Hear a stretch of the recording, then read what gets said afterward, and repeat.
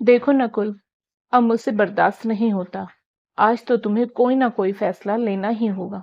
मैं तुम्हारी माँ को और नहीं झेल सकती। तुम्हें उन्हें वृद्धाश्रम भेजना ही होगा, वरना तो मैं। मीनल के कानों में अपने द्वारा कहे 10 वर्ष पुराने वह शब्द ऐसे गूंज रहे थे जैसे उसके कानों के पास कोई तेज आवाज वाले पटाखे फूट रहे हों। आज जब मीनल की बहू श्रुतिका ने मीनल के बेटे आरव से कहा कि आरव, या तो अपने मम्मी पापा को इस घर से कहीं अलग भेजो, या फिर हम कहीं अलग फ्लैट लेकर रहेंगे। मैं अब तुम्हारे मम्मी पापा को और नहीं झेल सकती। अरे कोई लाइफ नहीं है मेरी, कोई आजादी नहीं है मुझे। 6 महीने हो गए हैं हमारी शादी को। इतने दिन रह ली हूं मैं इस घुटन भरी जिंदगी में, पर अब और नहीं। पर श्रुति का, आखिर मम्मी पापा के साथ रहने से तुम्हें प्रॉब्लम क्या है? क्यों घुटन? और किस बात की घुटन? मम्मी पापा तो कभी कुछ भी बोलते नहीं हैं। हम लगभग रोज किसी न किसी पार्टी में जाते हैं। तुम अपनी मनपसंद ड्रेस पहनती हो, तो फिर कहाँ तुम्हारी आजादी में खलल पड़ रही है? मैं कुछ नहीं जानती आरव। मुझसे अब ये घुटन बर्दाश्त नहीं होती। बेटे के रूम के बाहर खड़ी मीनल के कानों में बहू के जब ये कठोर शब्द पड़े तो उसके पैरों के नीचे से जमीन खिसक गई और मीनल से वहां खड़े होना भारी पड़ गया। वह उल्टे पांव अपने रूम में आई और धम्म से अपने बिस्तर पर बैठ गई। कुछ दिन बाद ही श्रुतिका आरव को अपने साथ लेकर घर से अलग चली गई। मीनल ने बहुत रोका श्रुतिका को, आरव को अपनी कसम तक दे दी, मगर श्रुतिका नहीं मानी। मीनल अभी बेटे को याद करके दुखी हो ही रही थी कि किचन से एक तेज आवाज आई। तो मीनल किचन की ओर दौड़ी। वहां जाकर देखा तो एकदम से चिल्लाई, हे भगवान, अब मैं क्या करूं? मैं क्या दिन भर यही काम करने के लिए हूं?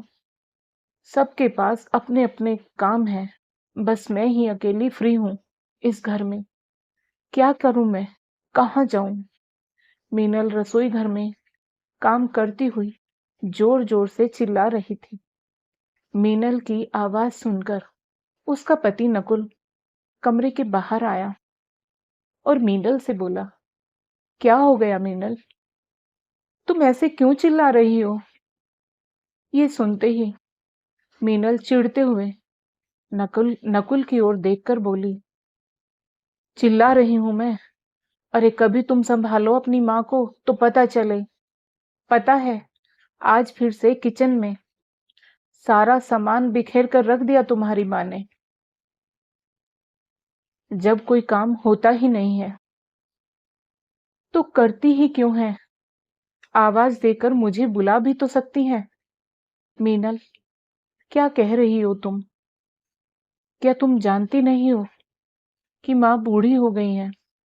उनसे अब इतना काम नहीं होता है। हाथ कांपते सामान उठाने में तो सामान गिर जाता हाथों से। मीनल चिढ़ते हुए बोली, तो ना ही करे काम। हमने कब कहा है उन्हें काम करने के लिए? बेवजह मेरा काम बढ़ा देती हैं। मेरी भी अब उम्र हो रही है, मैं भी थक जाती हूँ। मैं समझता हूँ मीनल। अच्छा ठीक है, अब तुम शांत हो जाओ, मैं माँ को समझाता हूँ। वैसे भी अब तो उस दौर में आ चुकी है कि वो अब कुछ समझती भी नहीं है। क्या समझाओगे आप? एक तो आरव और श्रुतिका ने वैसे ही दिमाग खराब कर रखा है, ऊपर से माँ भी बिल्कुल बच्चों जैसा व्यवहार करने लगी। क्या करूं? मेरी कुछ समझ में नहीं आता। लगता है मैं पागल हो जाऊंगी। मीनल, क्यों परेशान हो रही हो? अच्छा तुम अपना दिमाग शांत रखो, वरना तो बीमार पड़ जाओगे। जाओ, तुम भी आराम करो, बाकी मैं देखता हूँ। नकुल ने मीनल को प्यार से समझाते हुए कहा। नकुल की बात मानकर मीनल अपने रूम में चली गई। नकुल स्वयं माँ के कमरे में चला गया। वहां जाकर देखा तो माँ कमरे की खिड़की के पास बैठी हुई खिड़की में से बाहर झांक रही थी और खुश हो रही थी। लेकिन कुछ ही पल माँ फिर से उदास हो गई। नकुल ने खिड़की के पास जाकर देखा तो कुछ चिड़िया बाहर गार्डन में खुदक रही थी। माँ शायद उन्हीं को देख देख कर खुश हो रही थी। नकुल ने माँ के सिर पर हाथ फेरा तो माँ ने उसका हाथ पकड़ लिया और अपने पास ही बिठा लिया। 10 मिनट तक दोनों माँ बेटे बस ऐसे ही बैठे रहे। फिर नकुल ने पूछा, माँ तुमने खाना खाया? माँ नकुल को एकटक देखने लगी। उनकी आंखों में आश्चर्य के साथ साथ ये सवाल भी था कि आज तक तो किसी ने नहीं पूछा कि माँ तुमने खाना खाया या नहीं। भला आज कैसे पूछा? नकुल भी माँ की आंखों में उभर आए इस सवाल को समझ चुका था और उसका मन ग्लानि से भर गया। नकुल ने फिर दोबारा पूछा, माँ तुमने खाना खाया? भूख लगी है क्या? माँ ने सिर हिलाकर हाँ में इशारा किया तो नकुल रसोई घर में जाकर माँ के लिए भोजन की थाली लगाकर ले आया। माँ थाली लेने के लिए हाथ आगे बढ़ाने लगी। तब नकुल ने थाली अपने हाथ में पकड़े रखी और माँ से कहा, आज मैं अपनी माँ को अपने हाथों से भोजन कराऊंगा, जैसे मेरी माँ अपने प्यारे प्यारे हाथों से मुझे बचपन में खिलाती थी। माँ अभी भी एकटक कभी नकुल को तो कभी नकुल के हाथ में पकड़ी थाली को देखे जा रही थी। ऐसा करते हुए वो बिल्कुल एक छोटी सी मासूम सी बच्ची जैसी लग रही थी, पर उन्होंने कुछ कहा नहीं। नकुल ने रोटी का ग्रास तोड़कर माँ के मुंह में डाला तो रोटी खाते खाते माँ की आंखों में आंसू आ गए। माँ की आंखों में आंसू देखकर नकुल को लगा कि भोजन में मिर्ची तेज है। नकुल ने माँ से पूछा, क्या हुआ माँ, खाने में मिर्ची तेज है क्या? माँ ने नहीं में सिर हिला दिया। माँ ने और कुछ नहीं कहा, बस नकुल को गौर से देख रही थी। नकुल समझ रहा था माँ की पीड़ा को। वह बोला, जानता हूँ माँ, मैंने बहुत इंतजार करवाया है आपसे, पर अब नहीं माँ। अब हर रोज थोड़ी देर ही सही मैं अपनी माँ के साथ कुछ समय अवश्य बिताऊंगा। बेटे की बात सुनकर माँ मुस्कुराई। ऐसा लगा जैसे वो सब कुछ समझ रही है। नकुल ने उन्हें खाना खिलाया और फिर बच्चे की भांति उन्हें बिस्तर में लिटाकर अपने कमरे में आ गया, जहां मीनल पहले से ही बैठी हुई थी। मीनल ने सवाल किया, माँ सो गई क्या? नहीं, बस अभी माँ को लिटाकर आया हूँ, सो जाएगी। पता है मीनल, माँ मुझे पहचान नहीं पा रही है, पर फिर भी आज जब माँ को मैंने अपने हाथ से खाना खिलाया तो उनके चेहरे पर बड़ा सुकून था। ये देखकर मेरे दिल को बड़ी तसल्ली मिली। क्यों नहीं होगा नकुल, एक माँ तो अपने बच्चे के इर्द गिर्द ही अपनी पूरी दुनिया बसा लेती है। कहते कहते मीनल की आंखों में आंसू आ गए और मीनल ने रोते हुए नकुल के कंधे पर अपना सिर रख दिया। नकुल ने भी उसे रो लेने दिया। जब वो थोड़ी शांत हुई तब नकुल ने कहा, मैं जानता हूँ मीनल, तुम आरव को लेकर परेशान हो। मैं माँ हूं उसकी, जन्म दिया है मैंने उसे। जब बेटे को मेरी बहू मुझसे छीन कर ले गई तब जाकर मुझे ये एहसास हुआ कि मैंने अपनी सास से क्या क्या छीना था। सच कहूं नकुल, हमारे कर्म वापस लौट कर आ रहे हैं। यह कहते हुए मीनल की आंखें फिर से भर आई और वह फूट फूट कर रोने लगी। भगवान के लिए अब तुम मत रो मीनल। जब हमें समझना चाहिए था तब तो हम लोग समझे नहीं। आज जब बेटा बहू घर छोड़कर चले गए तब जाकर समझ में आ रहा है कि हम कितने गलत थे। गलती तुम्हारी अकेली की नहीं थी मीनल।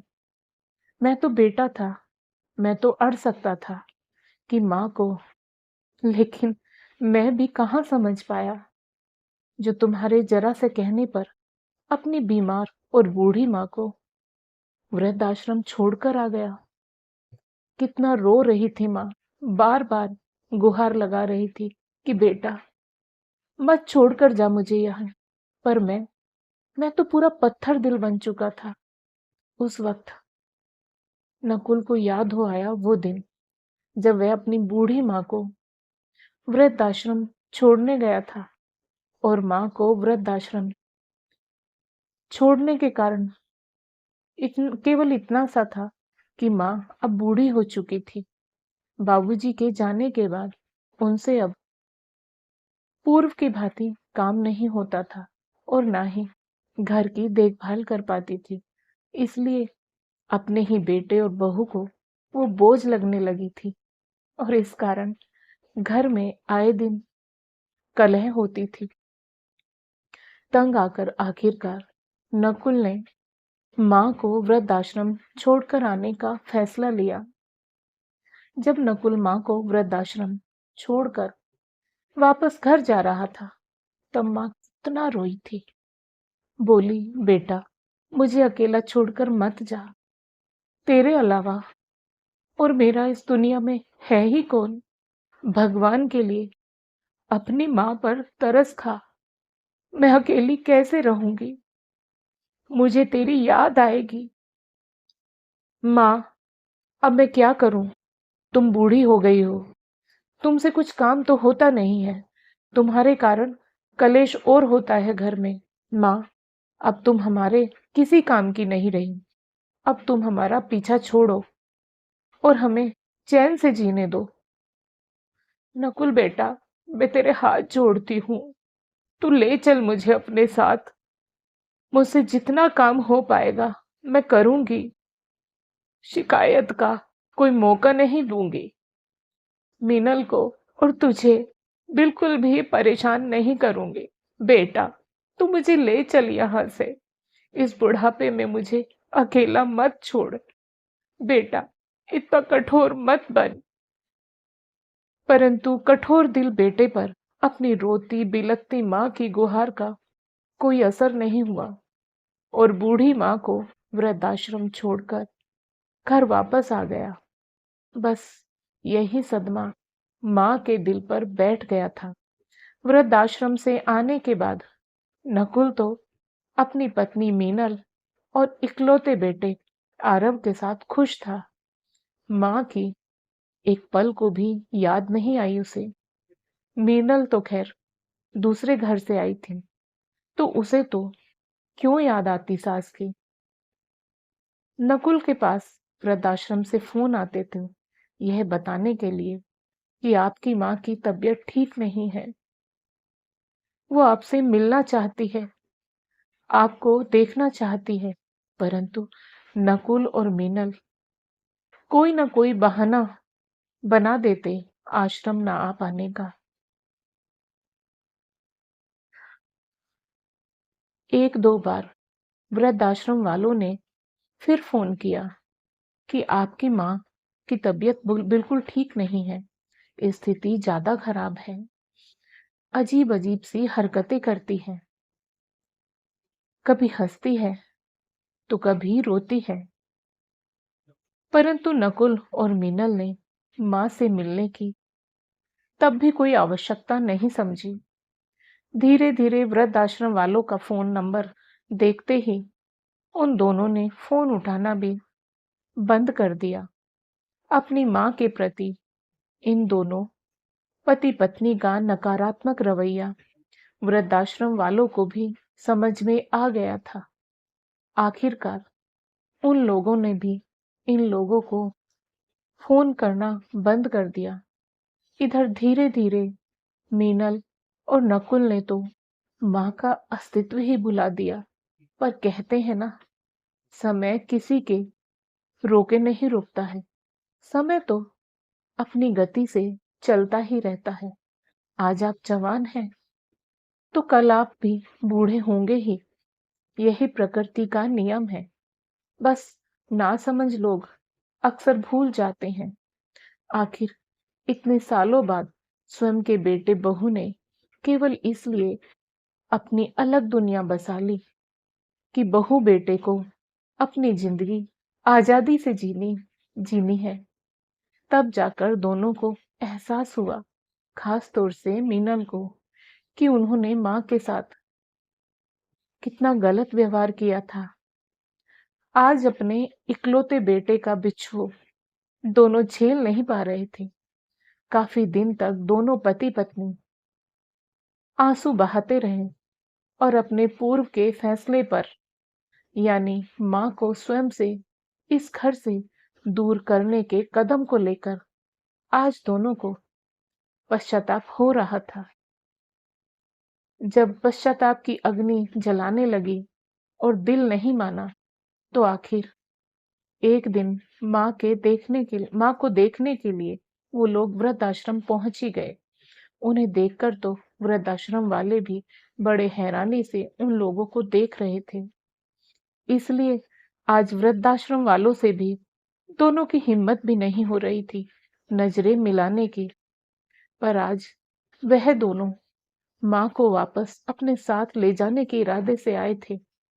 और जब थोड़ी देर बाद वृद्धाश्रम वाले वेटिंग रूम में माँ को लेकर आए, तो नकुल और मीनल ने देखा कि माँ अब सिर्फ हड्डियों का पंजर रह गई थी। माँ को न कोई होश था और न ही माँ के चेहरे और आंखों में इस जीवन को जीने की कोई आशा नजर आ रही थी। माँ के हाथ पैर पहले से भी ज्यादा कांपने लगे थे। किसी से कुछ बोलती नहीं थी, किसी को कुछ कहती नहीं थी, बस चुपचाप सी शून्य में ताकती रहती। जैसे तैसे दोनों माँ को लेकर घर आए। माँ को लाए हुए भी 1 महीने से ऊपर हो चुका था, पर अब भी माँ नकुल को पहचानती नहीं थी। बस एक चीज थी जिससे माँ सबसे ज्यादा खुश होती थी, वही सुबह सुबह अपने कमरे की खिड़की से घर के गार्डन में नन्ही चिड़ियों को देखना। परंतु आजकल चिड़िया भी कम ही आती थी। तभी अचानक कुछ गिरने की आवाज से नकुल की तंद्रा टूटी। मीनल और नकुल दोनों उठकर माँ के कमरे में गए तो देखा कि गिलास गिरा पड़ा था और चारों चारों ओर पानी फैला हुआ था और माँ अपनी साड़ी के पल्लू से पानी साफ करने की कोशिश कर रही थी। मीनल ने माँ का हाथ पकड़ते हुए कहा, रहने दो माँ, हम साफ कर लेंगे। पर माँ रुक ही नहीं रही थी। उसके हाथों को झटकती हुई फर्श को साफ किए जा रही थी और कुछ बोले जा रही थी। मेरा नकुल स्कूल से आने वाला होगा, उसके आने से पहले सफाई कर दूं, नहीं तो मेरा बेटा फिसलकर गिर जाएगा। स्कूल से आते ही कितनी मस्ती करता है, मेरा तो बिल्कुल कहना ही नहीं मानता। माँ बराबर यही बड़बड़ाई जा रही थी। इतने वर्षों के बाद अपनी माँ के मुंह से अपना नाम सुनकर नकुल की आंखें बरस पड़ी। नकुल मन ही मन स्वयं को कोस रहा था, सोच रहा था कि मैं बहुत ही बुरा बेटा हूं। माँ के दर्द को, माँ की पीड़ा को समझ न सका। नकुल को रोते हुए देखकर मीनल की आंखें भी भर आई। वह मन ही मन पश्चाताप की अग्नि में जल रही थी, क्योंकि इस सब की जिम्मेदार तो वही थी। तभी मीनल रोते हुए माँ के पैर पकड़ते हुए बोली, माँ, माफ कर दो, माफ कर दो हमें, बहुत बड़ी गलती हो गई हमसे। लेकिन माँ को तो अब इन बातों से कोई फर्क ही नहीं पड़ रहा था, क्योंकि उन्हें भी कुछ समझ ही नहीं आ रहा था। वो तो मीनल का हाथ अपने पैरों से हटाकर वापस धीरे धीरे चलती हुई खिड़की में आकर बैठ चुकी थी। बाहर गार्डन में चिड़िया चहचहा रही थी। माँ खुश होते हुए चिड़िया को देखकर छोटे बच्चे की भांति उचक उचक कर ताली बजाने लगी। मीनल और नकुल दोनों चुपचाप बस माँ को देख रहे थे। माँ सब कुछ भूल चुकी थी, बस नहीं भूली थी तो ये कि वो माँ है। माँ होने का एहसास अभी तक जिंदा था। सच ही कहा है किसी ने कि माँ बूढ़ी हो जाती है, परंतु माँ होने का एहसास कभी बूढ़ा नहीं होता है।